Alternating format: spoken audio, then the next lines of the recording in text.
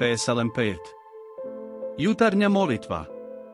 Čuj riječi moje, Gospode, razumi vapaj moj. Usliši glas molitve moje, Kralju moj i Bože moj, jer se molim tebi. Gospode, već ujutro čuj vapaj moj, u rano jutro stojim pred tobom i čekam. Ti nijesi Bog, kojemu se dopadaju zlodjela, u tebe nema mjesta bezbožnik. Opaki ne mogu stajati pred očima tvojim, ti mrziš na sve, koji čine bezakonje.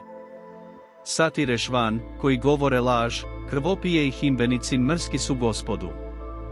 A ja po velikoj milosti tvojoj ulazim u dom tvoj, bacam se ničice u strahopoštovanju pred tobom, okrenut prema svetome hramu tvojemu.